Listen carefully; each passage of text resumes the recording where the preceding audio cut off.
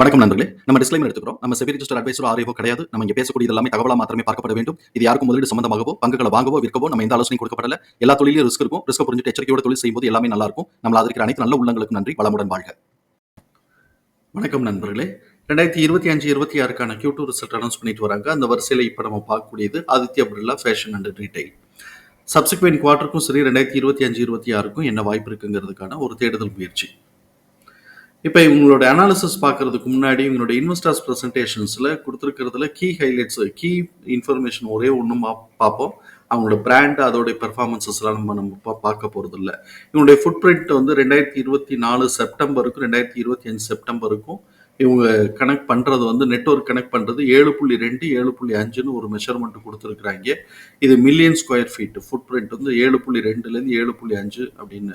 இப்போ இவன் என்ன பண்ணியிருக்கிறான் அப்படின்னு சொன்னாக்க 462 மாஸ்டேஜ் வேல்யூ ரீட்டைல் ஸ்டோர்ஸ் கொண்டு வந்திருக்கிறாங்க. 653 எத்தனிக் பிராண்ட் ஸ்டோர்ஸ் கொண்டு வந்திருக்கிறாங்க. அதே மாதிரி லக்ஸரி ரீட்டைல் ஸ்டோர்ஸ் 46 இருக்கு. TMRW பிராண்ட் ஸ்டோர்ஸ் வந்து 29 கொண்டு வந்திருக்கிறாங்க. ஸோ இப்போ இந்தியா முழுக்க எல்லா இடத்துலையும் அவங்களுக்கு ஓரளவுக்கு ஃபுட் பிரிண்ட் வச்சிருக்கிறாங்க அப்படிங்கிறத நம்ம புரிதலுக்குள்ள எடுத்துக்கிறோம்.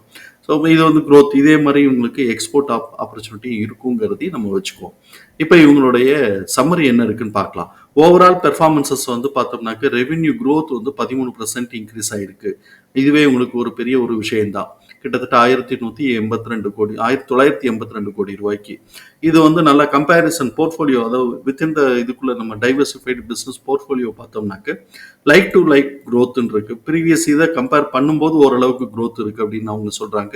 அதே மாதிரி சிக்மெண்ட்ல பார்த்தோம் அப்படின்னு சொன்னாக்க மேஜர் கான்ட்ரிபியூட்டரா பெர்ஃபார்ம் பண்ணிக்கிட்டு இருக்கிறது வந்து இதில் எத்தனிக் வியரில் வந்து நல்லா பெர்ஃபார்ம் பண்ணுறாங்க. பட் அவனோட இன்வெஸ்டர்ஸ் ப்ரெசன்டேஷன்ஸில் பேண்டலோன் தான் அவங்களுக்கு ஒரு ப்ராஃபிட்டபிலிட்டியாக இருக்குது அப்படிங்கிறது நான் புரிஞ்சுக்கிட்டது. பேண்டலோனும் இன்க்ரீஸ் ஆகுது, பட் ஓரளவுக்கு ப்ராஃபிட்டபிலிட்டி கொடுக்குதுங்கிறத நம்ம பார்க்குறோம். தென் அதே மாதிரி இவங்களுக்கு வந்து TMRW வந்து 27% இயர் ஆன் இயர் க்ரோத் வந்து கொண்டு வந்திருக்கிறாங்க. அப்போ க்ரோத் ஆஸ்பெக்டுக்குள்ள இவங்க ஓரளவுக்கு வராங்க. மார்க்கெட் வந்து இன்னும் நல்லா இருந்துச்சுன்னா எந்த பிரச்சனையும் இல்லை. தென் சப்சிக்வெண்ட்டாக இவங்களுக்கு வந்து பார்த்தோம் அப்படின்னு சொன்னோம்னாக்க இவங்க வந்து நியூ பிராண்ட் எல்லாம் வந்து லான்ச் பண்ணுறதுக்கான இதுக்குள்ளே இருக்கிறாங்க அப்படிங்கிறதையும் நம்ம இந்த இடத்துல புரிதலுக்குள்ள எடுத்துக்குவோம்.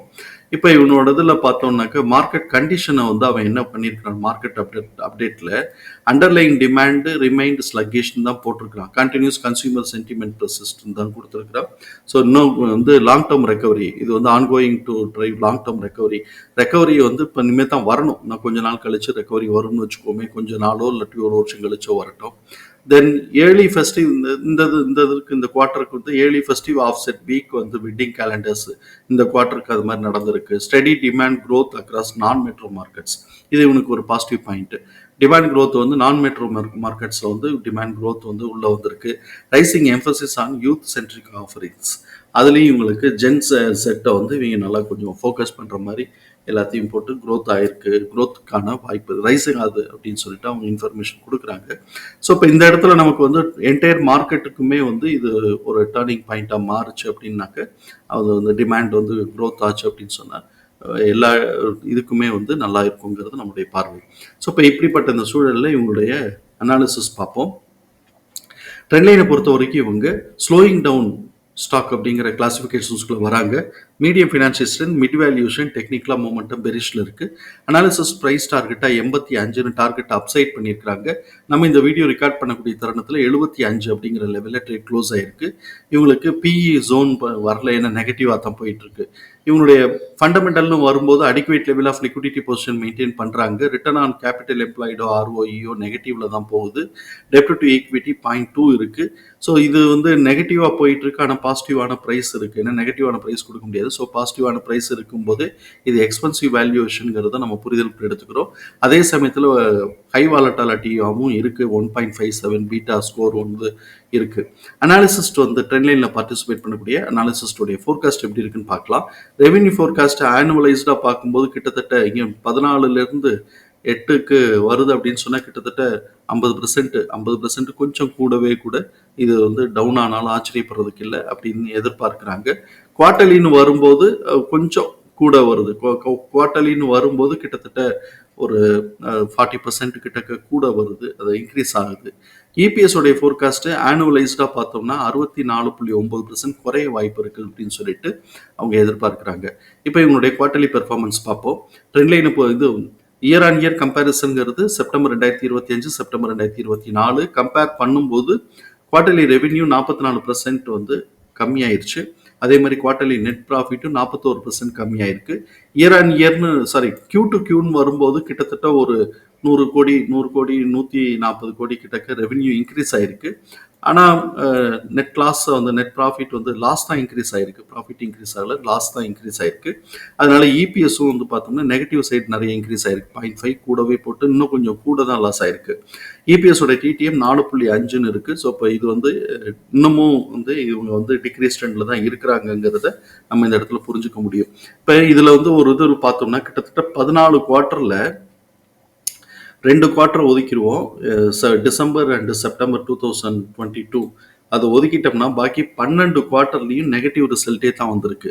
இப்போ இவன் வந்து கொஞ்சம் பாசிட்டிவாக டேர்ன் ஆக ஆரம்பிச்சு ஒவ்வொரு இடத்துலையுமே இப்போ பார்த்தோம்னா இந்த இடத்துல வந்து இப்போ நமக்கு கிடைக்க போகிறது வந்து இங்கேருந்து தான் இப்போ கிடைக்க போகுது. இப்போ அடுத்த தடவை பாசிட்டிவான ரிசல்ட் எடுத்தான்னாக்க 0.4 எக்ஸிட் ஆகுது. அதுக்கப்புறம் 0.1 எக்ஸிட் ஆகுது.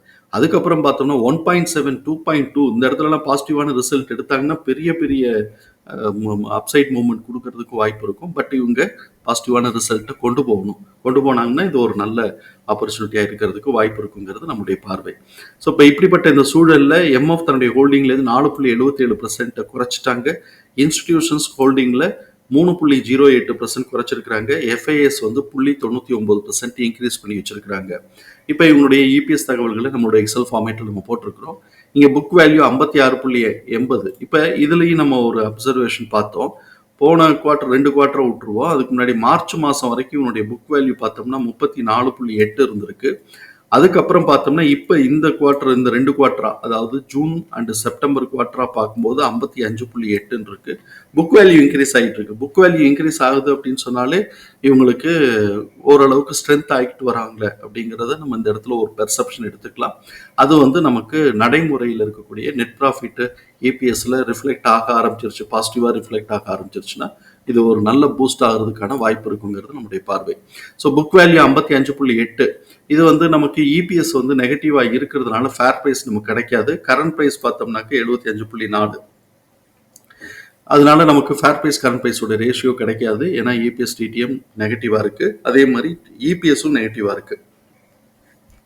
இப்போ நெக்ஸ்ட் குவார்டரோட ஆக்சுவல் ரிசல்ட் வர்ற வரைக்கும் இவனுடைய பிஹேவியர் எப்படி இருக்கிறதுக்கு வாய்ப்பு இருக்குன்னு சொல்லி நம்ம பார்க்கணும். கரண்ட் ஏபிஎஸோட டிடிஎம் 4.4, அது ஆவரேஜ் பண்ணும்போது 1.4ன்னு வருது. இதுதான் நெக்ஸ்ட் குவார்ட்டருக்கான ஆவரேஜ் எஸ்டிமேட்டட் ஏபிஎஸ். இப்போ எக்ஸிட் ஆக போகிறது 0.4. அதை காட்டிலும் வந்து நமக்கு வந்து இது கூட தான் இருக்குது. 1.1ங்கிறது நமக்கு கூட தான் இருக்குது. அதனால ப்ரீவியஸ் குவார்ட்டருடைய ஹைட்டை வந்து மேலே உடைக்கிறதுக்கான வாய்ப்புகள் இல்லை. அதே சமயத்தில் ப்ரீவியஸ் குவார்ட்டருடைய லோவை கீழே கட் பண்ணாலும் ஆச்சரியப்படுறதுக்கு இல்லைங்கிறத நம்ம வந்து புரிதலுக்கு எடுத்துக்குவோம். பாசிட்டிவாக டேர்ன் ஆனால் மாத்திரம் நல்ல ஒரு பெரிய மூமெண்ட், அப்சைட் மூமெண்ட் கிடைக்கலாம். ஸோ எக்ஸ்பனன்ஷியல் ஃபார்முலாவில் கிடைச்சிருக்கக்கூடிய ப்ரைஸ் ரேஞ்சஸ் நம்ம சார்ட்டில் மார்க் பண்ணுறோம். இங்கே நான் மார்க் பண்ணியிருக்கிறது R1லேருந்து R2 வரைக்கும் மார்க் பண்ணியிருக்கிறோம். R1 26லேருந்து 32, R1 R2ஓட மிட் பாயிண்ட் வந்து 42லேருந்து 50, R2 63 to 73. ஸோ இப்போ இவன் வந்து R2லேயே 3 குவார்ட்டராக சுற்றிக்கிட்டு இருக்கிறான். பெர்ஃபார்மன்சஸ் வந்து இந்த குவார்ட்டருக்கு சப்சிக்வெண்ட்டாக அவனுக்கு வந்து இது வந்துச்சுன்னா ப்ரீவியஸ் குவார்ட்டருடைய லோவை கீழே கட் பண்ணுறதுக்கான வாய்ப்பு இருக்கும். ஏன்னா இந்த இடத்துல பார்த்தோம்னா நம்ம ஏற்கனவே பார்த்த மாதிரி ப்ரீவியஸ் குவார்ட்டருடைய லோவை கட் பண்ணுறதுக்கான வாய்ப்புகள் இருக்கலாம். ஸோ இப்போ இவன் வந்து அதை நோக்கி தான் இப்போ பயணம் ஆகிட்டு இருக்கிறான். மேலேருந்து கீழே இறங்கிட்டு வரான். இந்த கோட்டை கட் பண்ணி இந்த கோட்டை 73 கீழே கட் பண்ணிட்டான் அப்படின்னு சொன்னோம்னாக்க ப்ரீவியஸ் குவார்ட்டருடைய லோவை கட் பண்ணிட்டான்னு அர்த்தமாகுது. ஸோ இப்போ இந்த இடத்துல நமக்கு வந்து 63 கட் பண்ணான்னா அடுத்த மிட் பாயிண்டான 42 to 50 ஒரு ஸ்ட்ராங் சப்போர்ட்டாக இருக்கிறதுக்கு வாய்ப்பு இருக்கலாம். ஏன்னா புக் வேல்யூ 55 வந்துருச்சு. புக் வேல்யூ குறையாம புக் வேல்யூ மாத்திரம் மெயின்டைன் பண்ணிட்டாங்கன்னா இந்த ரேஞ்சுக்குள்ளேயே இவங்க மெயின்டைன் ஆகிறதுக்கான வாய்ப்புகள் இருக்கலாம். இது நம்மளுடைய பார்வை. பாசிட்டிவான ரிசல்ட் கொடுத்தாங்கன்னா இது கொஞ்சம் பெருசாக நல்ல பெரிய அப்சைட் மூமெண்ட் கொடுக்கலாம். தகவல் பயனுள்ளதாக இருக்கும் நம்புகிறோம். தகவல் பயனுள்ளதாக இருந்ததுன்னா சங்கருக்கு ரொம்ப சந்தோஷம். நம்மளை ஆதரிக்கிற அனைத்து நல்ல உள்ளங்களுக்கும் நன்றி. வளமுடன் வாழ்க. நன்றி நண்பர்களே.